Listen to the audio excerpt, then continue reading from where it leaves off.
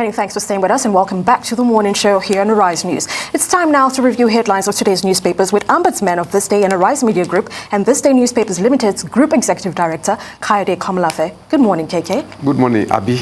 Good morning, KK. Good morning, Steve. And good morning, Oji. Good morning, KK. Happy Sunday.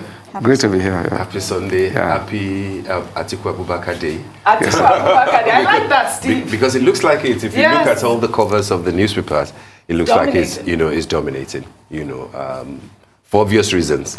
So we start the review as always with this day. The lead story, expectedly, Atiku defeats Wike, becomes PDP presidential candidate, and the writers say it all. Former VP pledges to unite Nigeria. EFCC operatives storm venue of primary. Search delegates bags.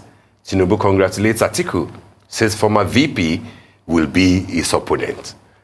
And on top of that, fresh crisis looms in APC as National Vice Chairman blasts Adamu.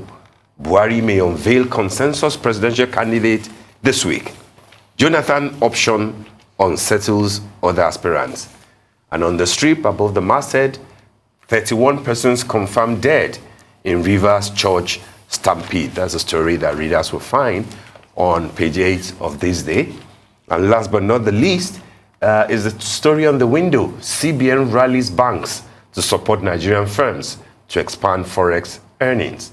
AFDB plans youth entrepreneurship banks in Nigeria, 12 others. Get the nod to develop index bond to address insecurity in Africa. Those are the stories, KK, for your kind analysis, as always. Yes, Steve, I can't put it better than you have put it. Atiku is the story. His victory,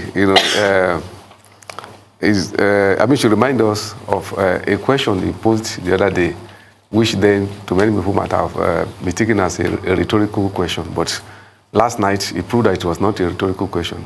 A reporter had asked him, I think shortly after he made his declaration in March, that you have been contesting for quite a number of time, and in the past, you've got the PDP tickets. Are you sure you are going to get the ticket this time around? Then Atiku just answered, have I ever lost the ticket? Have I ever failed to get the ticket? Yes. So more or less saying that getting the ticket is not the issue. Put it in. So I remember one of his opponents then, I think it was Wike, said that was very arrogant. Right. That for him to just take it for granted that getting the PDP ticket could be taken for granted. So I think more or less that was played out yesterday. Yes, Atiku says is going to be a unifier of the country. But I think it should start, first of all, by being a unifier of PDP.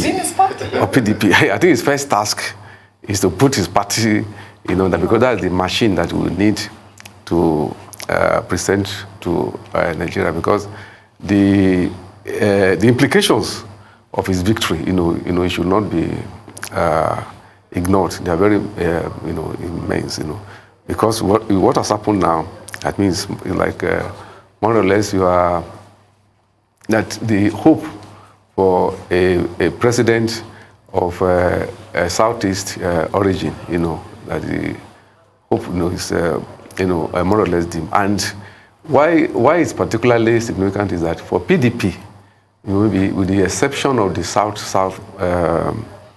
geopolitical zone, the Southeast has been, kept a fidelity in terms of, voting, for PDP since 1999, And this time around, the projection was that perhaps the PDP will reward, the Southeast by, zoning the ticket, the ticket to Southeast, But as it were, that did not happen. The contest was thrown open, and in the process, Hurricane Atiku, has swept away all the votes, from the direction of the Southeast. So that is just to underline the fact that the first job of Atiku, as he begins his campaign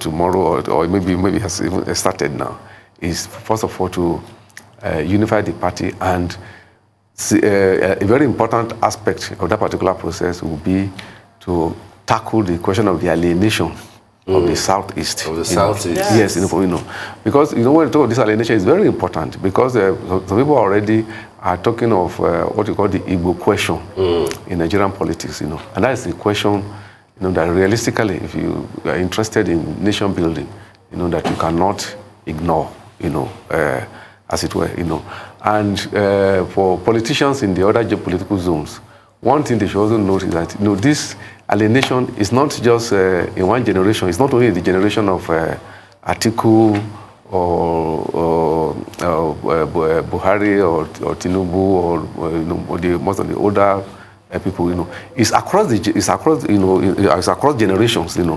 There are people who are born, decades after the Civil War, and when they talk about the Civil War, you would think that they were combatants, in the war, So it's a very serious, question, both in subjective and objective terms, which I think, Nigerian, politics will have to tackle. And in this, one thing one could comment to Atiku as the candidate of the PDP now was an observation made on this station on Arise the other day by the former governor of Akwa Ibom, Obong Victor Atta, Now it's truly challenging that, this problem of zoning, that perhaps the political class, the various, factions should be more creative and possibly tap into the Nigerian political history.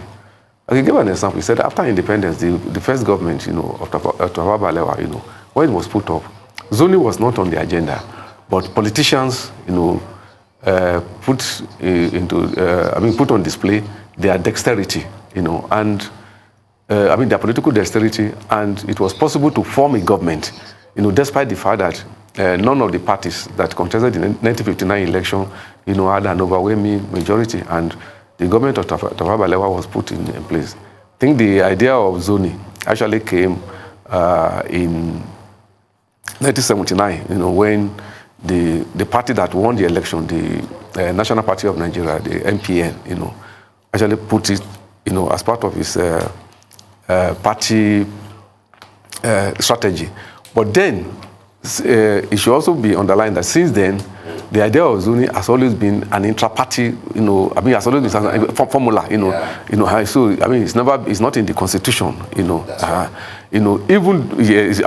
not in the Constitution, but as a tool of political engineering, it has, be employed, as an intra-party, as part of the intra-party strategy of winning the election, and especially the PDP, in the last 23 years, has had cause to apply it, So if the people of the Southeast, and by the way, one thing again should be noticed. I first of all said the feeling, is across generations, Again, the feeling in the Southeast is, across parties, non-partisan. So it's not only the PDP members, who are in the Southeast that feel alienated. Even in the other parties, in APC, in other parties that we are feeling. So I think, as it concerns the PDP, I think it should be a task, of Atiku Abubakar. The other issue that I want them to raise that now that the horizon, is getting crystallized, that now we can now come to what should actually be regarded as the hard part, and that is discussing issues now. Plan. We have heard of what we call Atiku plan, which as such it should actually be put, as a PDP plan, which Atiku would drive, Because part of the problem, of this polity since 1999 is that, parties have not actually been playing their role, When you go into election, you vote for parties, So I think it should be the party agenda, the party program that should be, which the candidate, is convinced, about before getting the ticket, that should be sold. So what should now have on display now to be sold to Nigerian people, in competition with other programs of other parties, should be the PDP agenda for Nigeria, which Atiku will execute if he wins, the election. The other story on the front page of this day, which I think we should have, this very sad story, the stampede, and 31 persons, dying, including kids, So this again should remind us, this is about, crowd control, and manage. That should actually be perceived, should actually be taken as a security issue, because it's a situation whereby you gather hundreds of thousands of people at a place, and you don't have in place, cautionary measures, to prevent accident. It is not good enough, and I think the authorities, the regulators, should actually bear this in mind, as we commiserate with the families of those who died there, and that finally, it should also be remarked, that today is May 29, so today is actually the 23rd anniversary, of the return of democracy, that when the President Obasanjo, was inaugurated. Right. That's right. Last year, So Atiku became a candidate just about an hour to the anniversary of May 29. Yeah. That's so right. So yeah.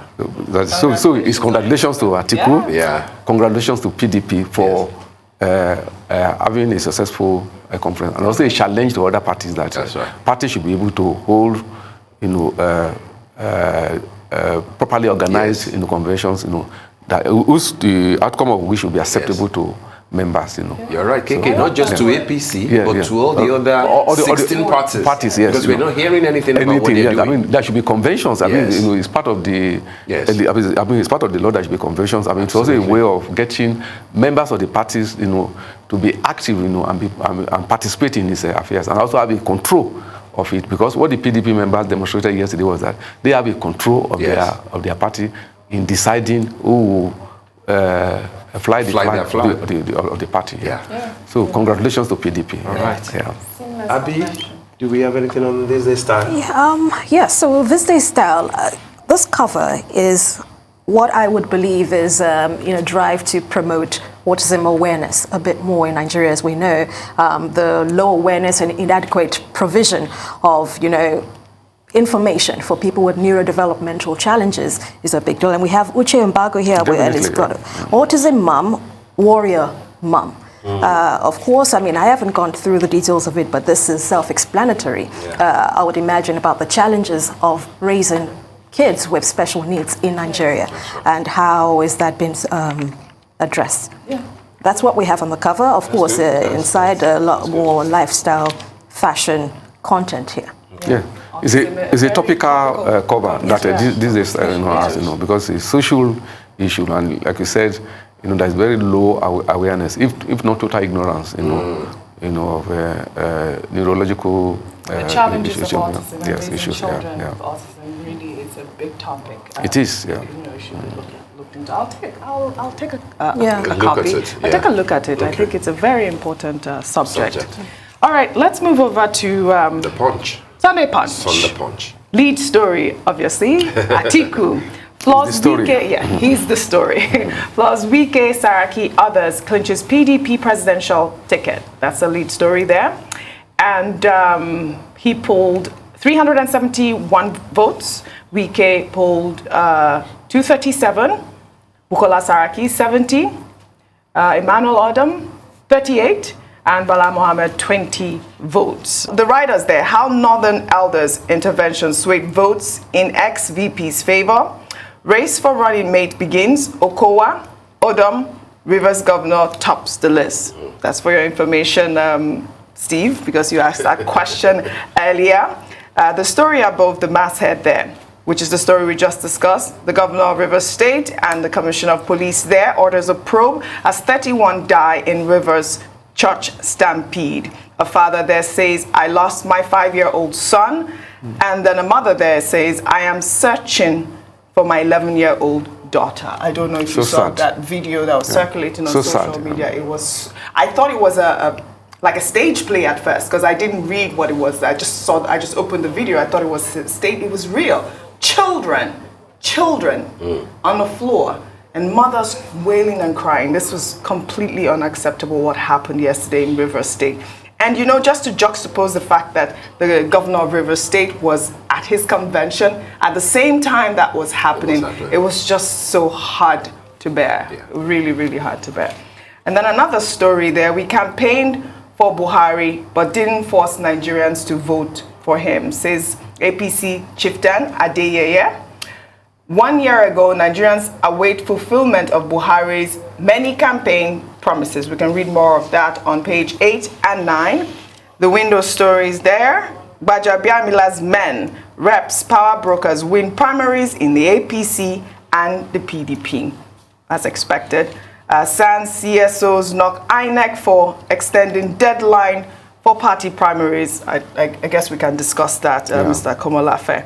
And then the other story there, this is the husband of the pregnant woman killed in Anambra State, where those unknown gunmen wiped out his entire family. A pregnant woman with 4 kids. He says that he bathed 4 of his children. I mean, I feel so, I mean, there should be some intervention here for this man. I feel so bad for him. I don't know the type of nightmares he'll be going through at this point. I can't even imagine. That incident was horrific. May their souls rest in peace still. And then Wale Soyinka says, killings reduce us and questions our humanity. I guess we can read more on those stories on page 7 and page 42 of the Sunday Punch. Another story there, uplifting. I don't know if you're a sportsman, Steve. Oh, yes, I am. Victorious Madrid. Did you watch? Were you like flipping the channels from the primaries and of course, because it was at the same time. Absolutely. I'll tell you, my son is a Liverpool fan, so I'm not very happy that Real Madrid defeated Liverpool to lift the 14th UCL title. Those are our stories, Mr. Komolafe. Yes, I think the Punch has pushed the Atiku story before that. Now, already talking about the running mate. Again, perhaps that is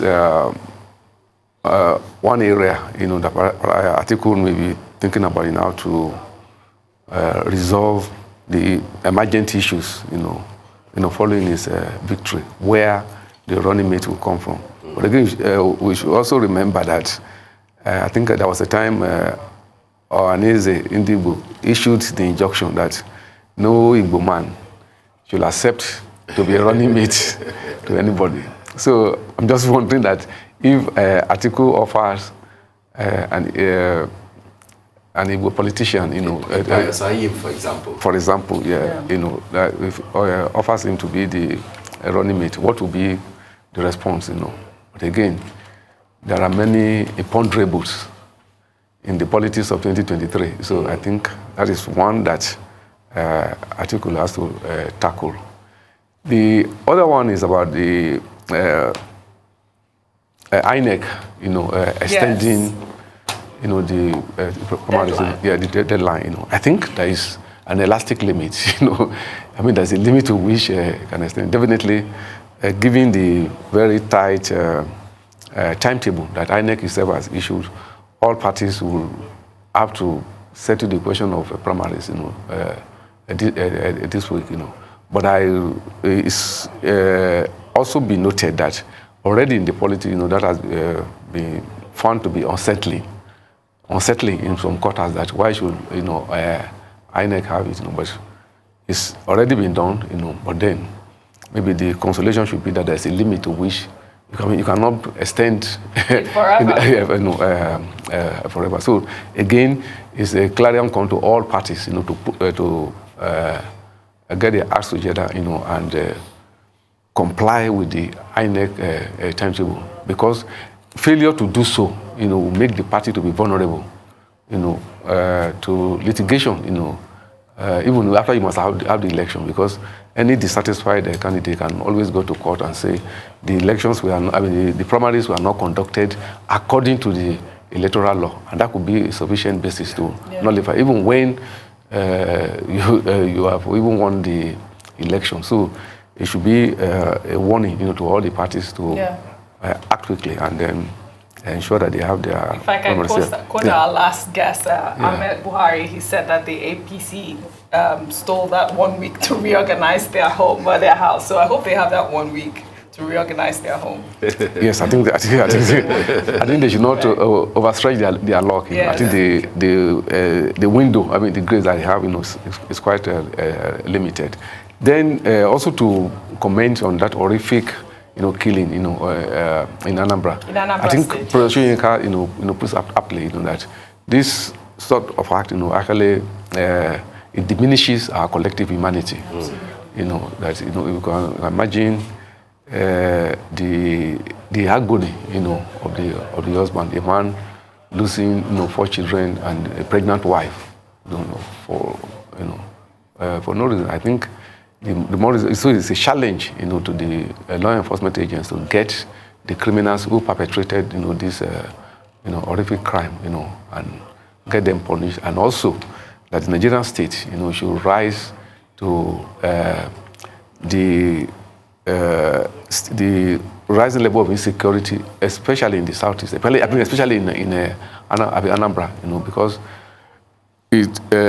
if it is not stem now, it could snowball into a greater crisis. That is, the need to really stand up to the criminals, and ensure that there is security not only in Anambra, in the whole of southeast, and indeed the whole of Nigeria.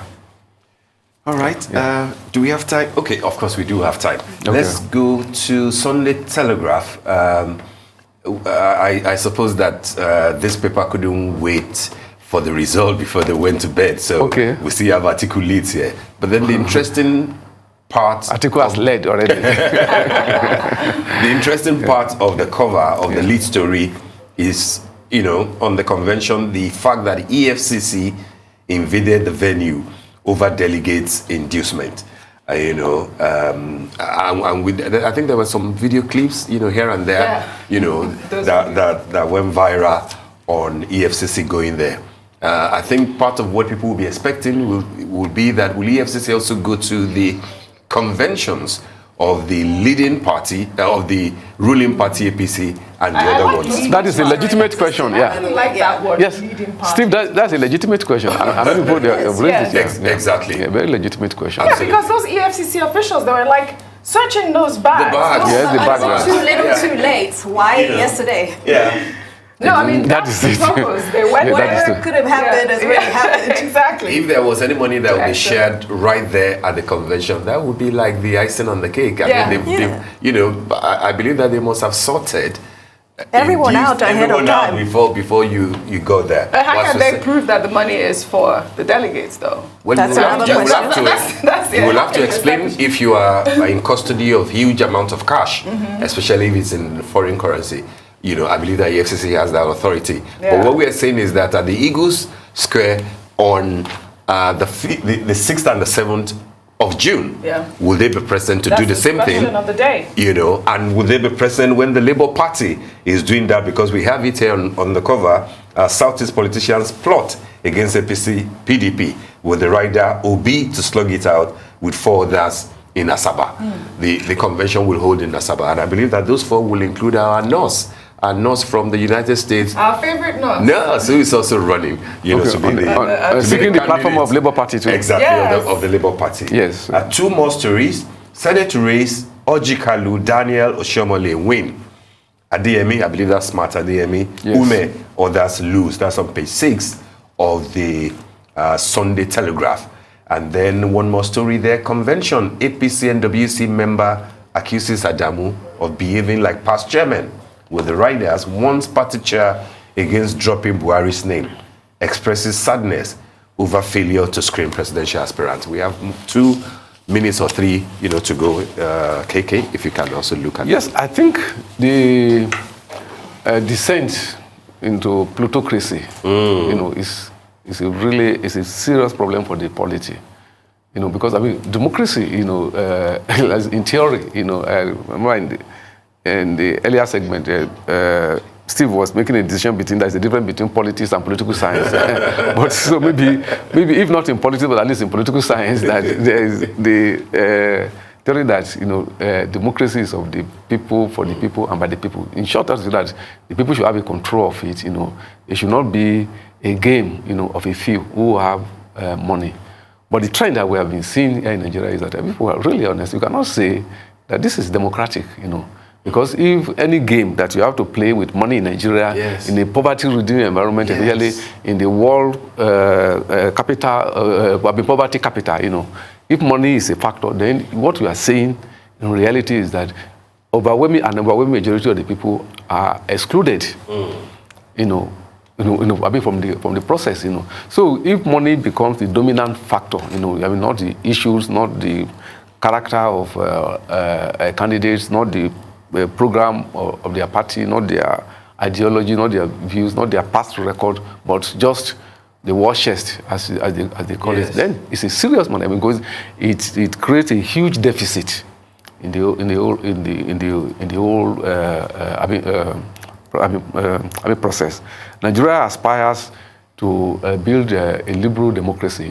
You cannot build a liberal democracy, using plutocratic, method, And I think it's like the orientation, the path on which Nigeria is going now is on the part of plutocracy, which is,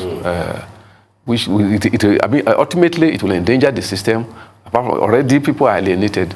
That is already manifested by the low voter turnout. That is why many people do not bother to vote, because we know that the voting is just a bazaar, That's right.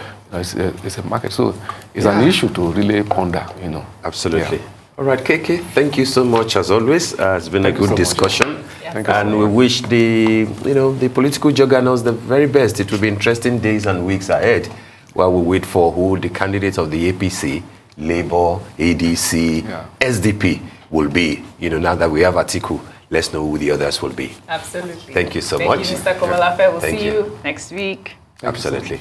And that brings us to the end of the morning show today. Thank you for watching. Do stay safe. I'm Steve Ayoride. I'm Abby Owolawi. And I am Oji Okpe. From our entire team here in Lagos, Nigeria, enjoy the rest of your morning and, of course, the rest of your day. Goodbye.